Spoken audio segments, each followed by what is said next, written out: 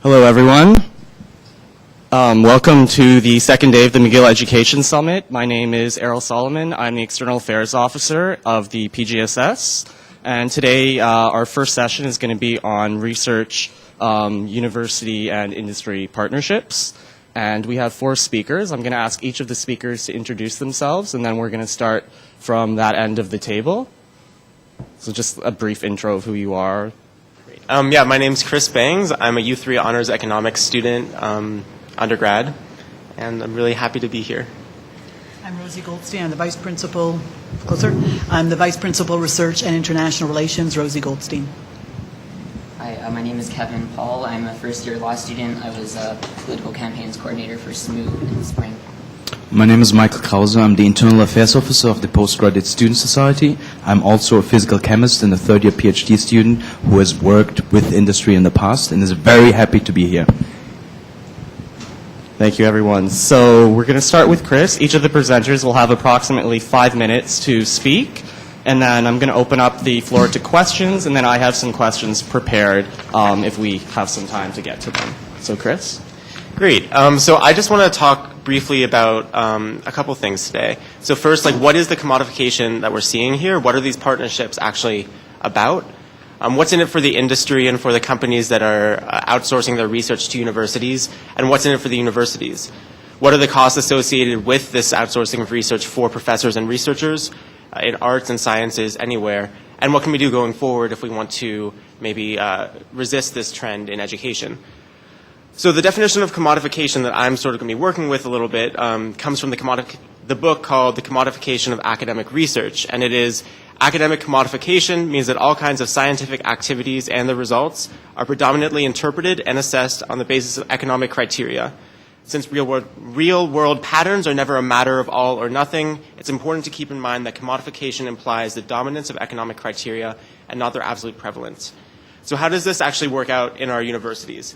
Well, in the most obvious sense, we see a lot of contracted out research. So we see dissertations being funded. Companies will pay for a couple PhD students to write a dissertation on a topic. Or entire research units or labs will do contracted out research from these firms. And so this can be 5 years, 7 years, 10 years. It can be 1 or 2 professors, 7 professors, 10 professors, whatever, and they're doing work for companies, for businesses, for foundations. We also see endowed chairs. So a couple years ago, we had Rio Tinto Alcan, the Canada Fund, create or endow a chair in international arbitration and international commercial law in the Faculty of Law, which came about at the same time as they were facing some pretty numerous legal challenges to their activities across the world. And so maybe they would need some specialists in international arbitration. We're also seeing patents.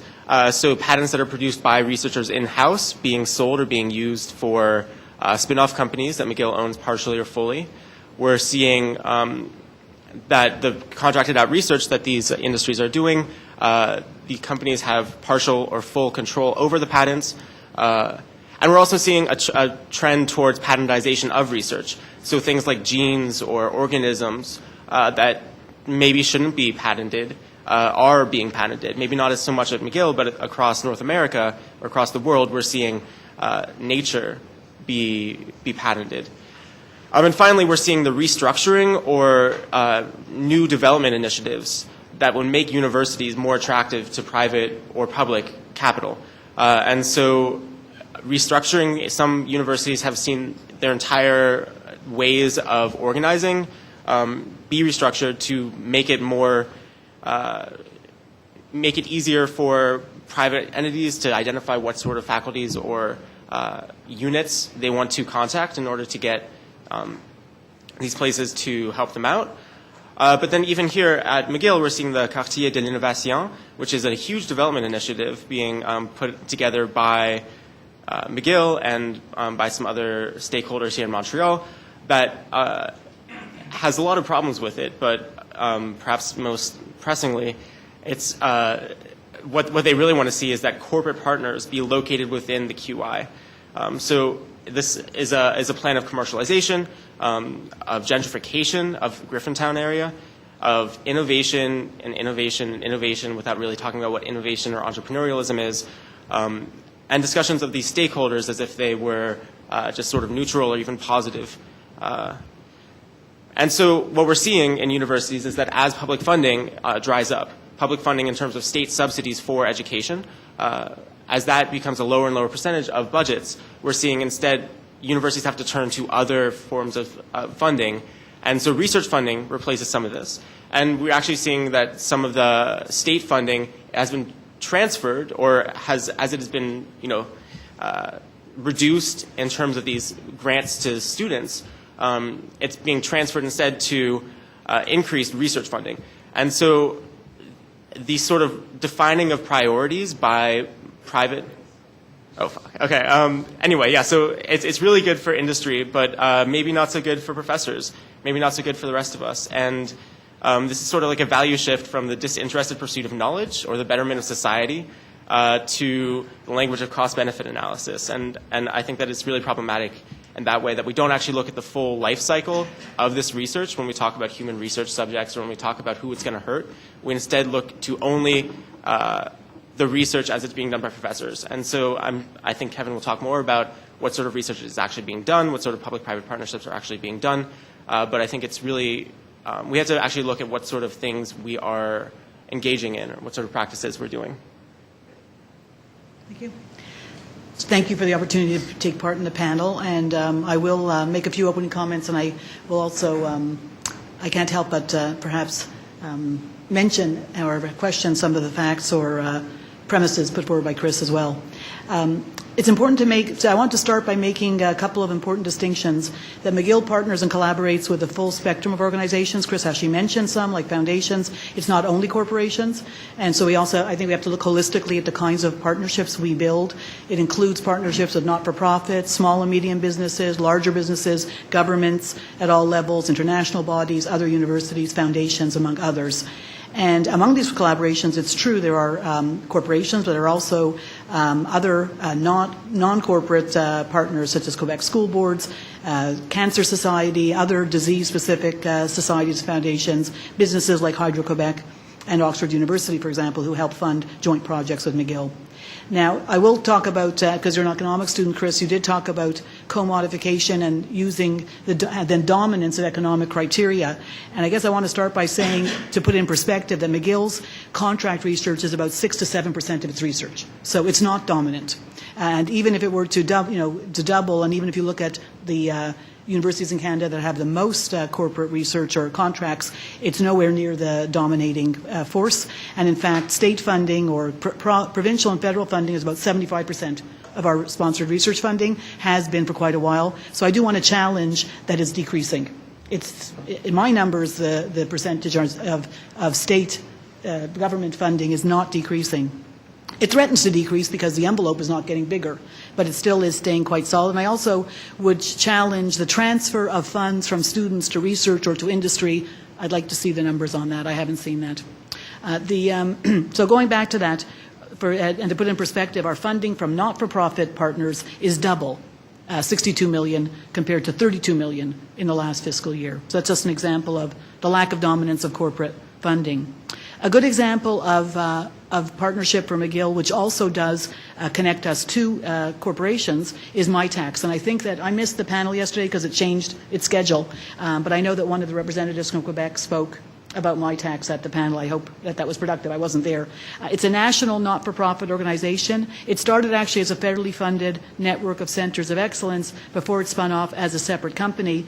And I'm surprised, Chris, that you mentioned as a student, maybe it's your colleagues who are going to mention, you talked about, in your introduction, you talked about what was good for McGill, what was good for McGill University, what's good for faculty when working with corporations, but you didn't mention what's also in it with the value for students. And so MyTax is and I think there is great value in students to work with companies, as it is with other partners, and MyTax facilitates putting students in touch with companies for the purpose of internships and other such stage for service learning experiences, which I find that many students are very keen to do. And it's also always voluntary. These experiences for students in corporations are at McGill and will remain, I believe, voluntary for students to take part in and will never be forced.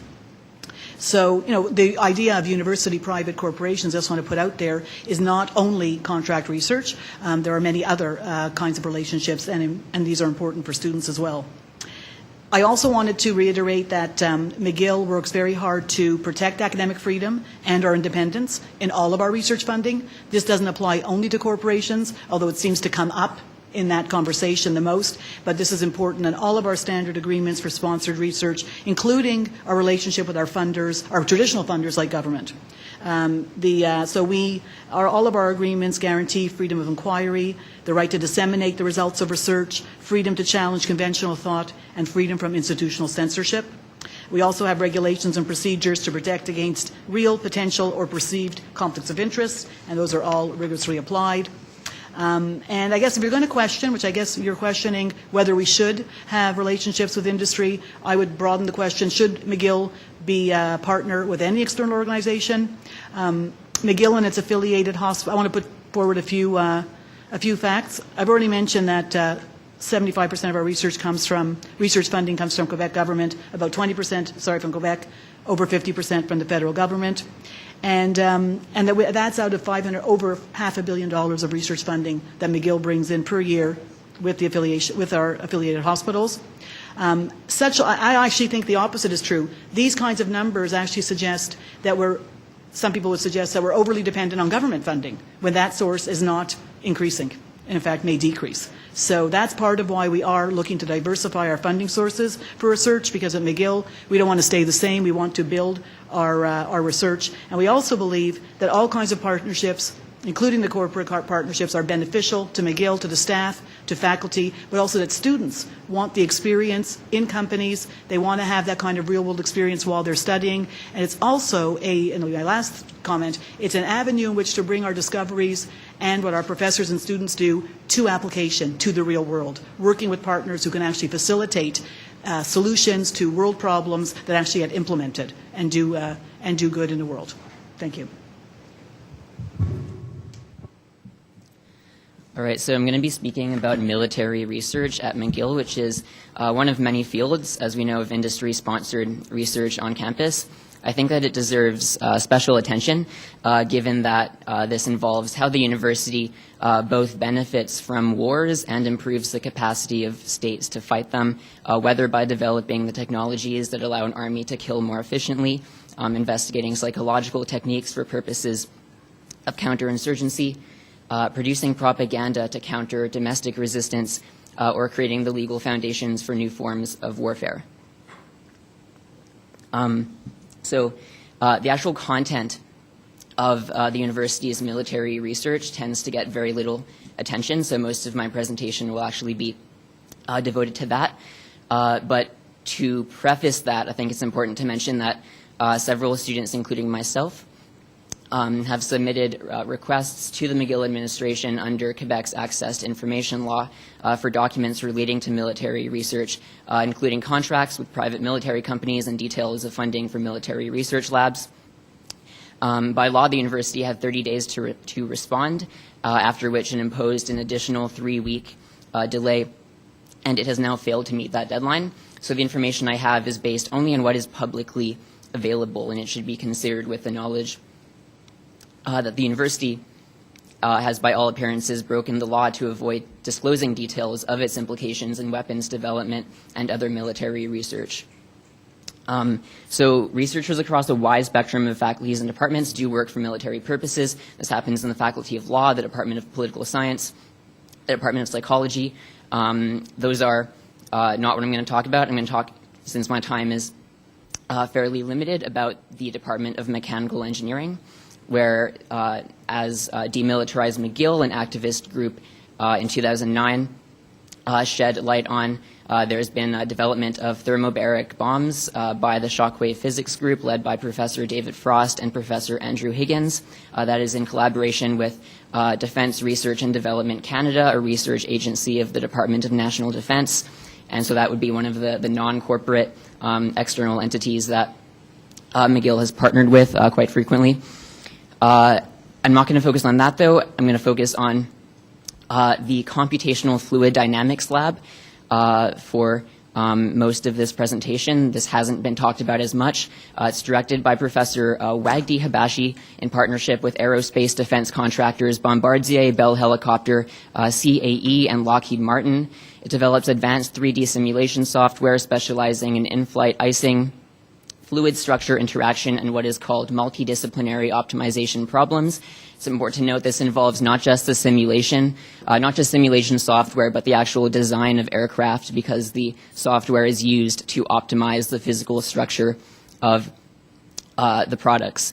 And so Professor Habashi is also the CEO of Numerical Technologies International, a private company which is interesting in that it operates out of a McGill office with McGill telephones on the same floor of 688 Sherbrooke as the CFD lab.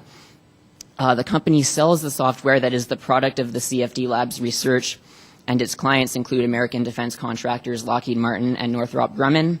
The known military applications include Lockheed Martin's F-35 Lightning II stealth fighter jet, of which the United States plans to buy 2,443 units for its Air Force, Marine Corps, and Navy arsenals. Another major application of CFD lab research is military drone development. In 2002, Numerical Technologies signed an MOU with a California-based company, Ice Management Systems, to collaborate on anti-icing technology for aircraft. The buyers include General Atomics for use specifically in its production of attack drones for the United States. General Atomics is the manufacturer of every operational attack drone in the U.S. military arsenal. Now, one might think that anti-icing is actually a relatively inconsequential feature of these weapons. In actuality, as CNN reported in 2011, early versions of the General Atomics Predator drone frequently crashed in icy conditions as a result of inadequate anti-icing technology. The growth of the CFD lab and Numerical Technologies has coincided with heightened interest in and reliance on UAVs by the United States military. The Bureau of Investigative Journalism reports that in Pakistan between 2004 and 2012, between 474 and 881 civilians, including 176 children, have been killed by drone strikes as part of the Obama administration's campaign of, quote, targeted killing using a, quote, disposition matrix, which is a list of terrorism suspects authorized to be executed without trial, including by CIA and Air Force-controlled attack drones patrolling Afghanistan, Pakistan, and Yemen. I have more, but my time is short. I just want to say that the managers of the university will typically defend harmful research on the basis that it's good for the university. It brings in money when public funding is drying up. It is necessary to maintain the university's status. I think it needs to be said that, at least in the case of military research, if we value human life more than the prestige of this institution, which will one day no longer exist, it's possible that we actually need what is bad for the university. Thank you.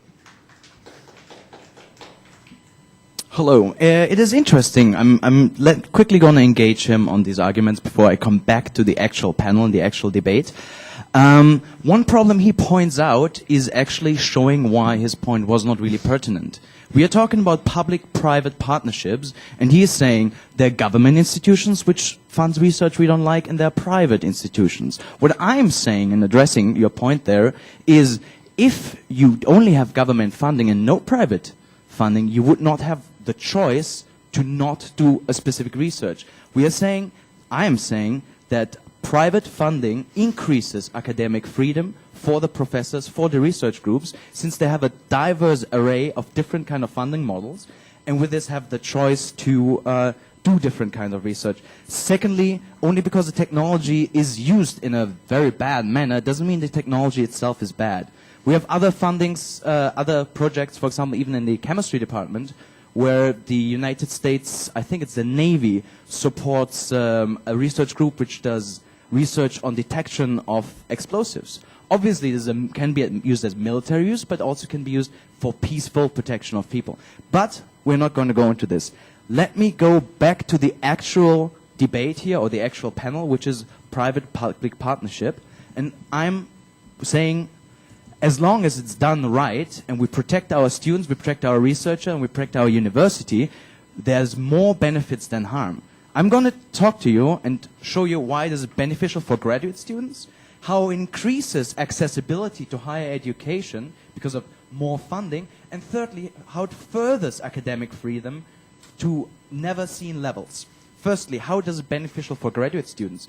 If we in a university do allow and support these partnerships, we have graduate students working alongside with industry, creating their own future jobs and becoming valuable assets for industry and for scientific research as a whole. And this is a bonus. Every graduate student loves the idea of having a job lined up after university. And if your research is pertinent to an industry, then you're already lined up in this, and this is beneficial for the student. Secondly, it increases accessibility. We had a lot of things on no tuition fee, high tuition fee, decreases accessibility. Somewhere the money has to come from. If a company addresses a professor and say, here's money, get 2 grad students and a postdoc, these 2 grad students and the postdoc wouldn't have been employed if the company hadn't given the money in the first place. So overall, we are creating more positions for people and having higher accessibility education. And thirdly, how does it further academic freedom? In many collaborations, companies, for example, give infrastructure towards research groups. I've seen it, I've witnessed that new methods, new methodologies are developed at the university with the know-how, the money, and the infrastructure of the company. And once this method is developed, the research lab gets to keep the equipment, gets to keep the knowledge they acquired, and gets to keep the connections they have. And with this, a research group within a field has a competitive edge over other research groups who don't have this kind of technology. So you might have to do some certain applied research, and for a certain amount of time, yes, you're researching in one specific field, which you might not really want to, or you had other things, but once this is over, you still have the know-how, still have the technology, and with this can do whatever you want to, and create more knowledge, and further your field, and have an edge over other groups. And this is something professors really like, to have edge over their competitors. Obviously, there are problems with all of these funding models. But firstly, many of these problems are avoidable if it's clear from the start what is the agreement between the university, between the private partner, what happens with the intellectual property, who supervises the grad students. If these things are done properly, and we have good practices in protecting our students and protecting our university, then this is very beneficial. Secondly, all the negative points being brought up are not mutually exclusive to private partnerships. If you have a funding agency and there's a political shift, as for example in Germany once the Green Party came into power, and a lot of funding agencies steered towards renewable energy, you as a professor might have to research on renewable energy even though you wouldn't want to.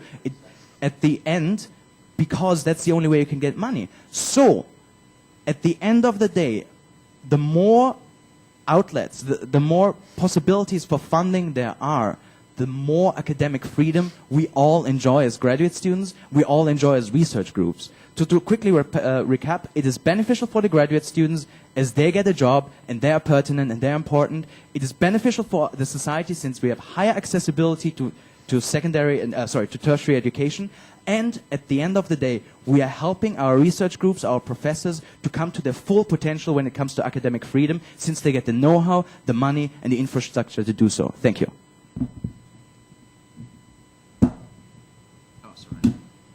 Thank you very much. So for the people who came in a little bit late, I'm going to open up the floor now to some questions from the audience. So if you could please line up at the mic. If there are no questions, or once we run out of questions, I do have a list of questions that I've prepared and shared with the panelists.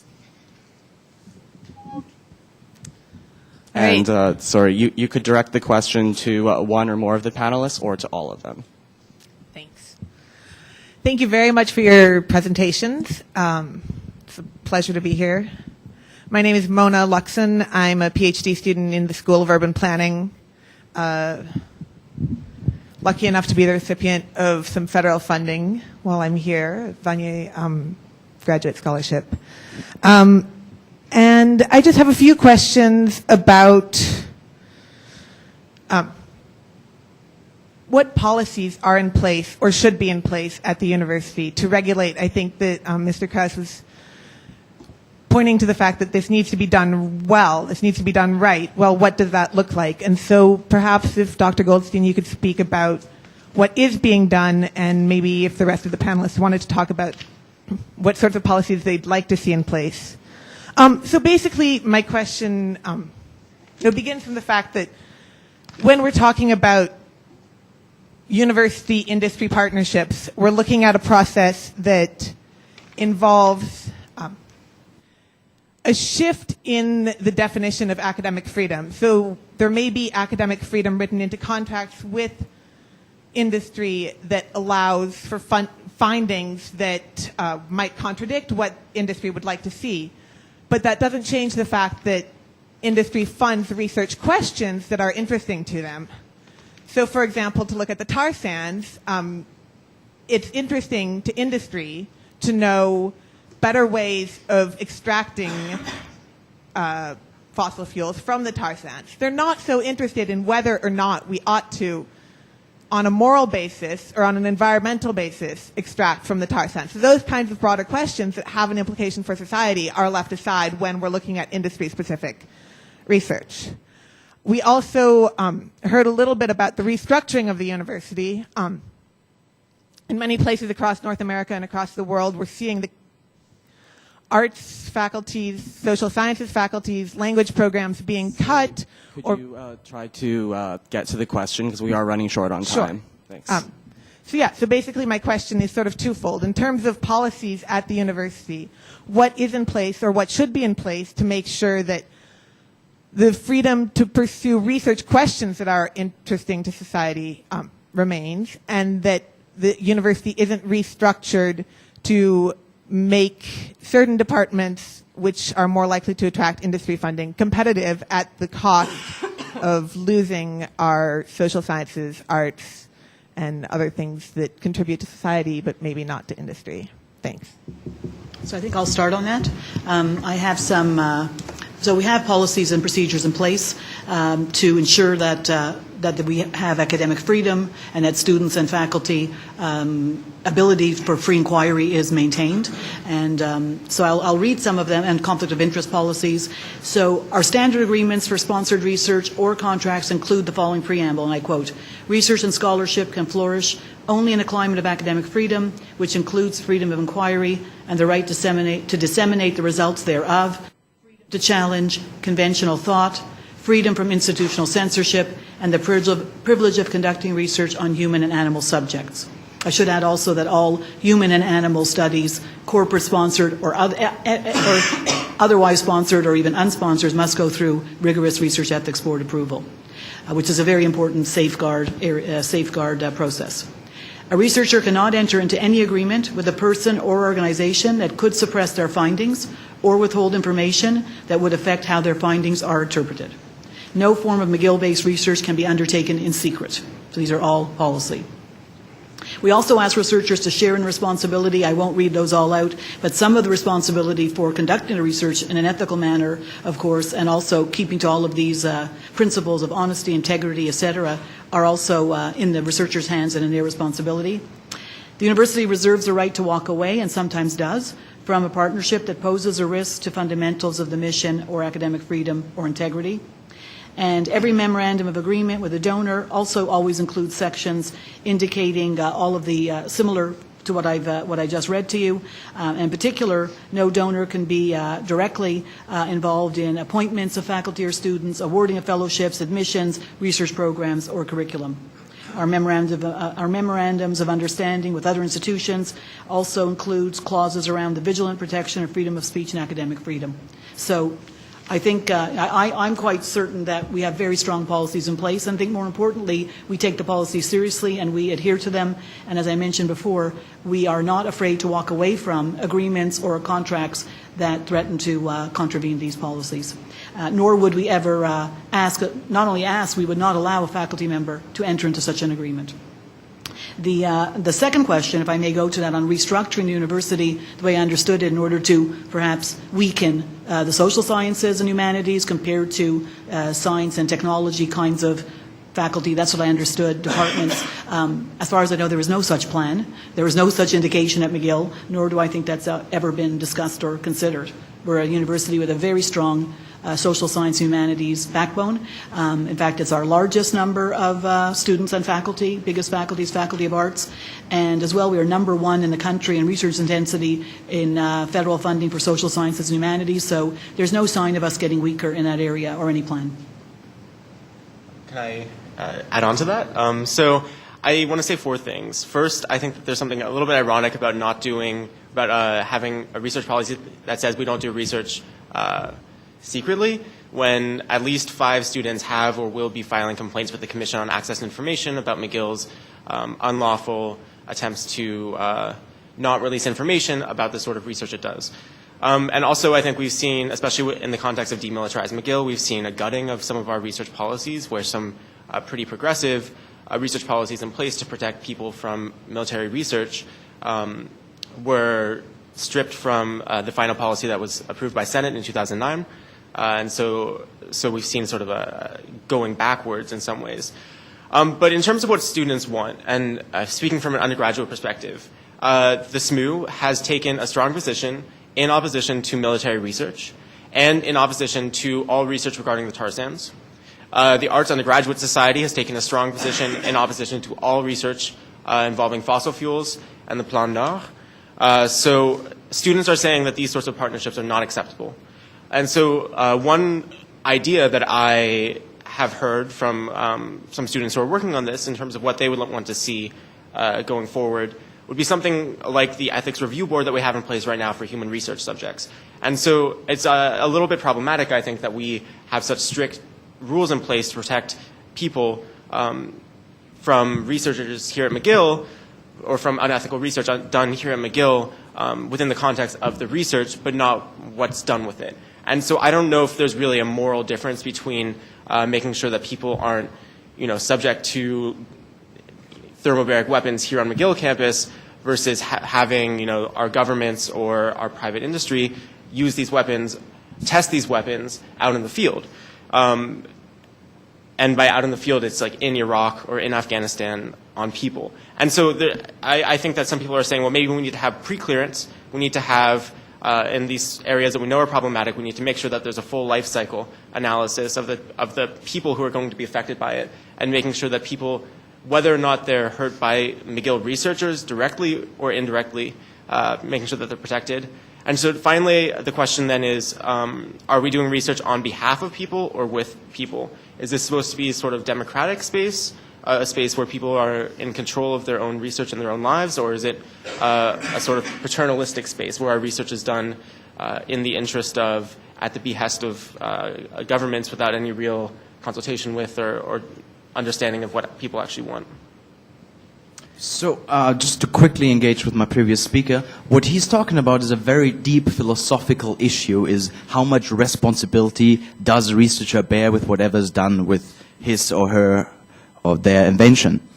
Basically, at the end of the day, we could blame Otto, who invented the combustion engine for global warming. We could go and debate on how any kind of technological advance can be used for bad or for good. And as we all remember this memorable Senate meeting where Tony Massey explained to us that fuel air explosions have been used to stop all fires in the Gulf War, and they were the only way to stop these fires, there's always something good which can be done with research. So I don't even think it's pertinent to this debate, because this kind of research can be either funded by governments or by private industry.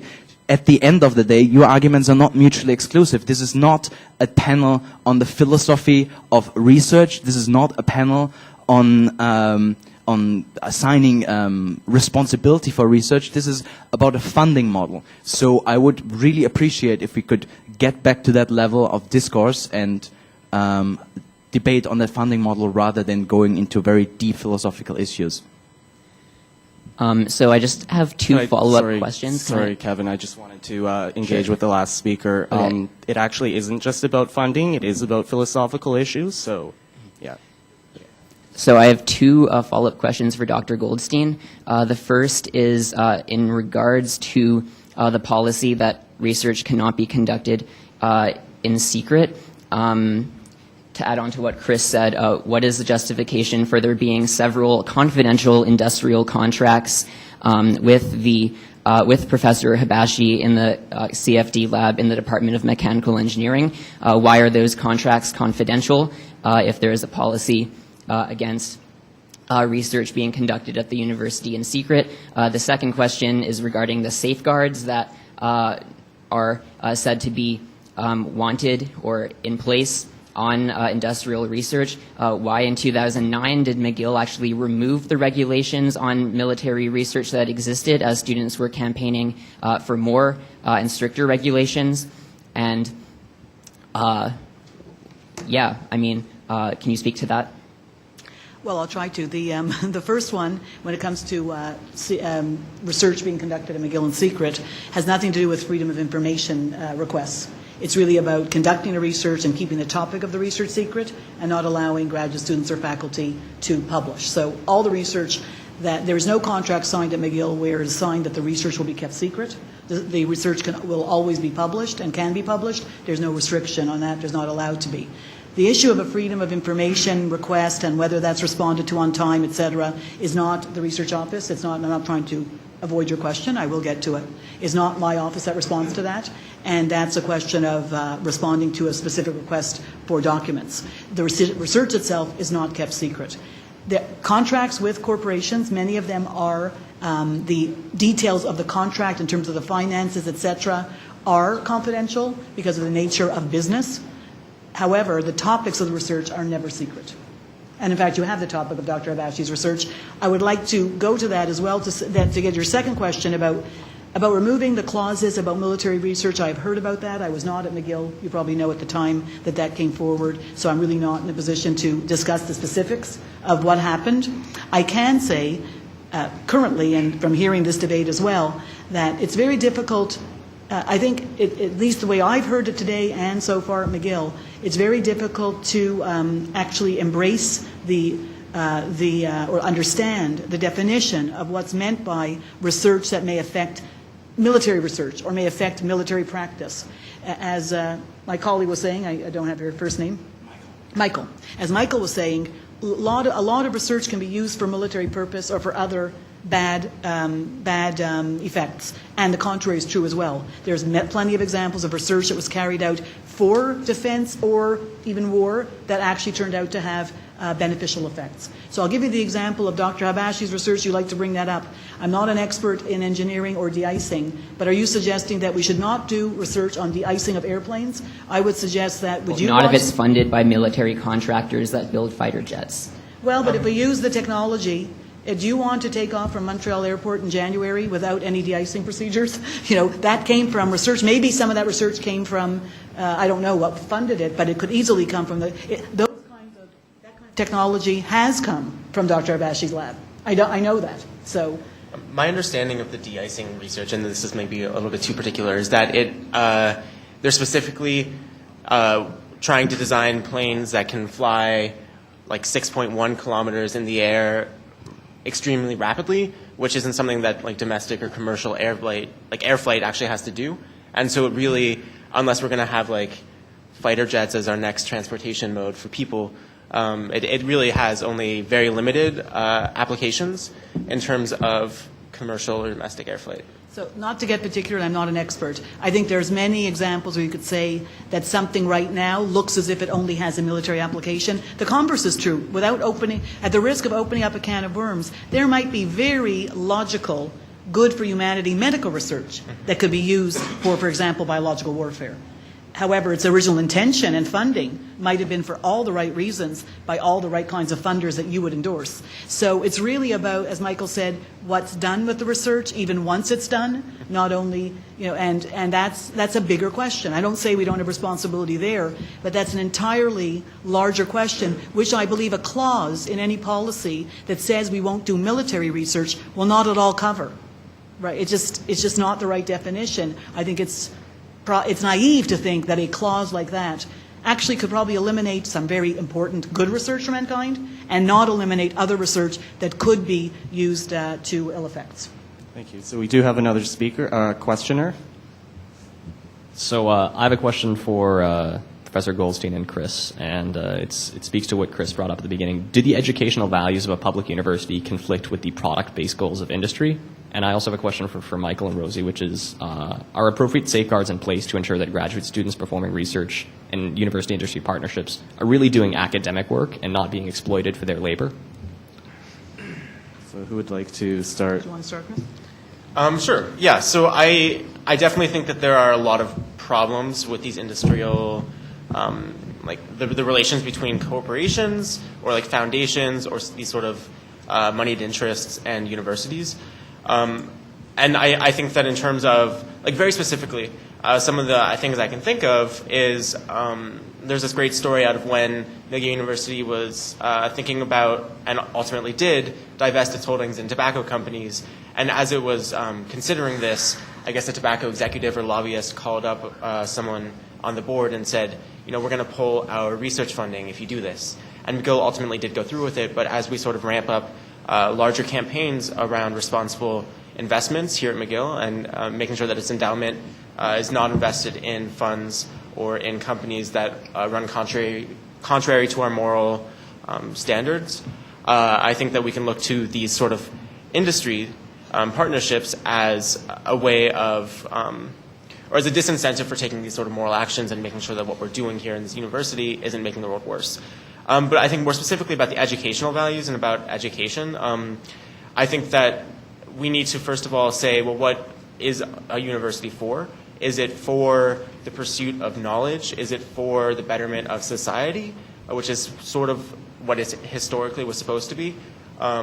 Or is it for something else? Is it for serving some sort of other interests, whether those are economic or social, or whether those are private profits or whatever?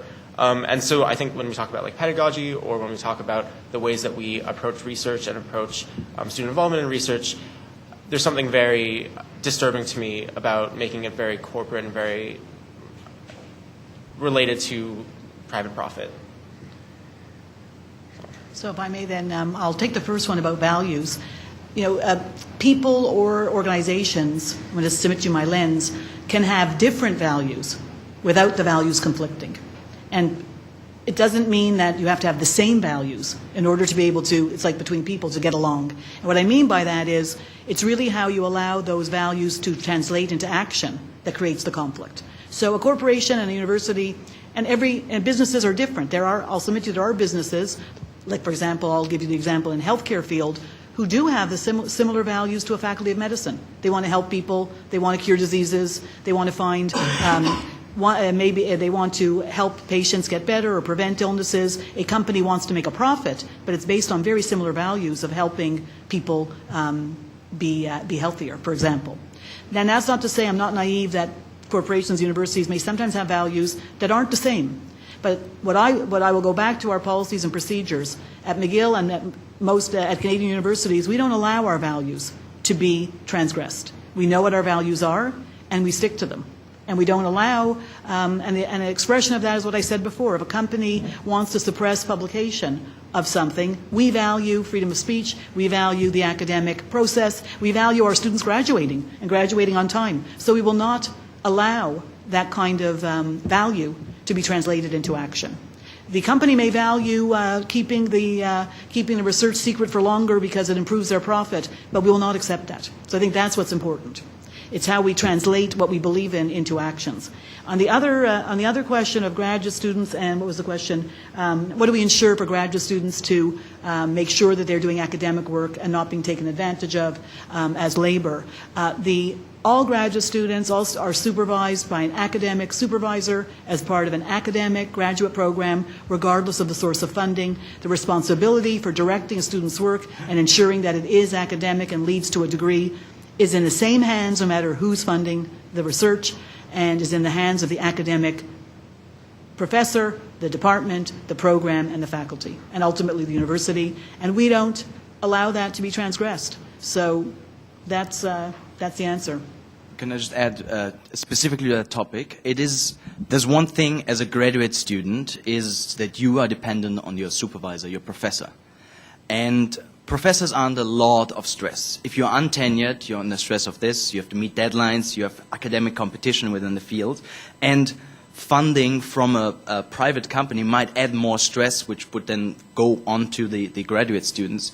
But it is very, very important that the graduate students in university private partnerships are students of the professor and accountable to the professor and not the company, because if, and this seems to be the case, if we have this safeguard there, then the student can complain. The student can complain against the supervisor or her supervisor, their supervisor.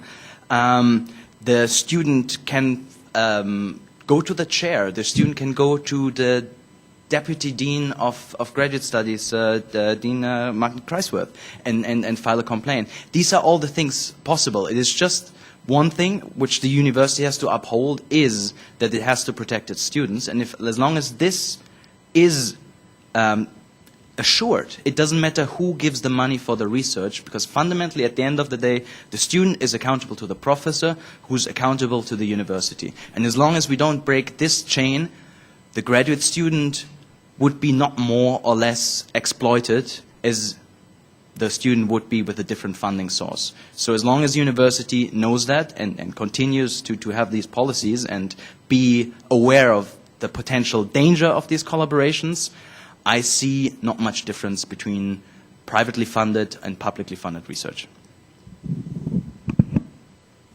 Would anyone like to respond to anything that was said? Anyone on the panel? We do have time for, we have a few minutes if anyone else has a question. Or I have a question, yeah. Or we could let the panelists respond. So I want to respond quickly to that. I actually don't think it's a very useful distinction, the one between private and publicly funded research in a situation, in a context where the demands of industry, the demands of capital are increasingly intertwined with the interests of the state, with the advance of neoliberalism as an economic and social process. So yeah, I actually don't think that we need to distinguish much between the harm and the problems in privately funded research and publicly funded research. In both scenarios, there are research projects being done where the primary motive is profit for private companies, and where the interests are to advance the state's capacity to fight wars. And that's not a characteristic of privately funded research. That's a characteristic of research at McGill. I also want to respond to the idea that the situation we're in is one where the applications that come out of McGill research can sort of sometimes, like, they happen to be used for military purposes. They can also happen to be used for peaceful purposes, and that there isn't a sort of intentionality and a more complicated network of forces behind that. The fact is that McGill is also involved in producing the very ideas that support war and imperialism in Canada, specifically in the Department of Political Science. For instance, we have a Center for International Peace and Security Studies, which is funded by the Department of National Defense, and those are professors that are actually paid to promote the foreign policy of the Canadian government to the Canadian public. So in 2006, one such professor, not at McGill but at Queen's, testified to Parliament without disclosing the source of his funding, that the government's Afghanistan policy was the, quote, right mission for Canada and the right mission for the Afghan people. And this was a professor at Queen's, part of the same network of think tanks that operates at McGill. And so by supporting the ideologies that lead to war and the imperialist projects of Canada and the United States, McGill is actually much more deeply involved in promoting war and violence than it is simply by its role in weapons development. And I would actually disagree with you a little bit there. And I think that there's actually one big difference, and one thing that's happening recently is this trend towards commercialization and entrepreneurialism and innovation, whatever those mean. I mean that the university is actually becoming, or has all these spin-off companies that it controls partially or in full.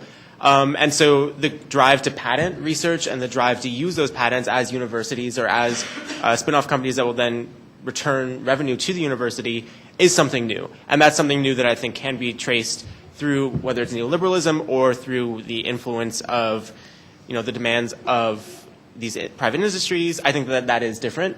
That is a big change, but otherwise I agree with you very strongly. And I also think that when we talk about the educational values of this stuff, when we talk about endowed chairs, a lot of the educational values are set by the norms and practices of these professors and of the people who are doing the research. And so when we have entire departments funded by some interests, like we've seen in some economics departments and some universities in the States, we're seeing these norms are being driven then, these pedagogical norms are being driven by the funders of these chairs in some part. And that certainly does then reflect onto the ways that we're being taught as undergraduate students. And it also reflects then on the demands that are or what we're asking of our graduate students and of our professors and of our researchers, because there are always ever increasing demands. And it seems like everyone here is struggling under the same issues. And and so that's where I want to leave off. Okay, so we'll take one last question. Yes, it's very quick. I'm Adam Bouchard. A question mostly for Professor Goldstein. I know that the strategic research plan has just been published, approved by Senate. I was wondering if through that consultation process it stayed all internal to McGill, or if different places where the funding would come for those research priorities were also talked to, the government agencies, possible private partnerships. We did have, for the strategic research plan, most of the consultation was internal. There was some external consultation with, I have an advisory committee to my office with business leaders and community leaders who did give some feedback on the plan. The strategic research plan was shared with our funders, and it certainly was on the web. It was open, but we did not get a lot of feedback from the funders, actually. Okay, thank you very much. I'd like to thank all of the panelists. Thank you. So we'll take about 2 minutes to transition to the next panel.